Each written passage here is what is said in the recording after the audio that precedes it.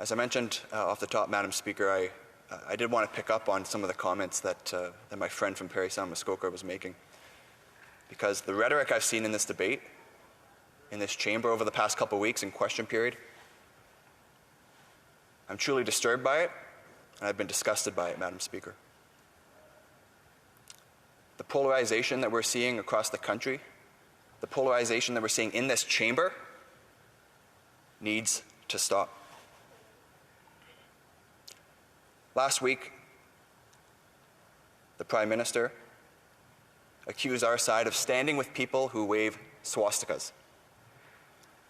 Many members of this House have made comments to essentially say that we're racists, Madam Speaker, which of course cannot be further from the truth, but they're seeing a political opportunity, and that's what bothers me the most about this, Madam Speaker, because I know these members. These are my colleagues. These are my friends. I know that it doesn't seem like it to many people watching at home, but we actually do get along sometimes in this place, especially when we get outside of the chamber doors. Many members of the government, of the NDP, of other parties, I have coffee with them. I have dinner with them. You know, we crack jokes at the committee table. You know, after a particularly tough debate, maybe we have a drink that's a bit stiffer, Madam Speaker. But to think that those individuals view me and my colleagues as racists, I cannot accept. Because I surely know that if I believed anybody in this chamber was a racist, if I truly believed that, I would not be having dinner with them. I would not be shaking their hand. Frankly, I don't think I would treat them with any respect whatsoever. And that's the frustrating part here, because I know it has become political. They see an opportunity to divide and to wedge, and they're capitalizing on it. And Madam Speaker, we have also heard from members of the government that their leadership has made, in the course of the last election campaign and since, a deliberate decision to stigmatize unvaccinated Canadians, driving wedges even further.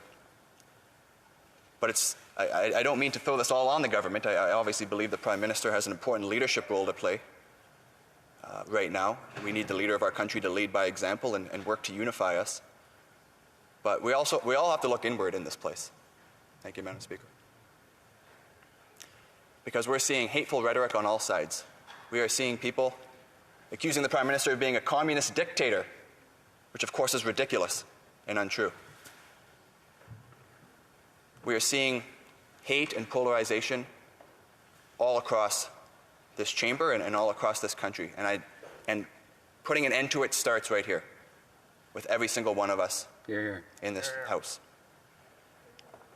We need to tone down the heat. We need to tone down the rhetoric, as my friend before me mentioned. Madam Speaker, I'm shocked that I have to say this in this House. I mean, we have a Prime Minister who was democratically elected 3 times, who commands the confidence of this chamber. Yet there are many people across the country who are not seeing it as legitimate.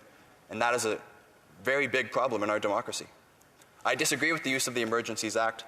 I believe it is far-reaching, but it does not make the Prime Minister a dictator. He is within his right to invoke it. So, Madam Speaker, my plea to all of my colleagues is to think about the words we use in this place. We cannot throw around words like dictator and racist flippantly. These words matter. They carry weight. And when we use these words so casually, I think we delegitimize the true evils that have been experienced by many people and continue to be experienced by many people in the world. So I'm asking all of my colleagues to look at their comments, look at their rhetoric, and reassess, because we are seeing divisions that are being created that I don't know how we come back from at this point, Madam Speaker. So I'm urging all my colleagues to tone down the rhetoric and work to unify. Not unify in the sense that we all agree on everything. We never will, nor should we.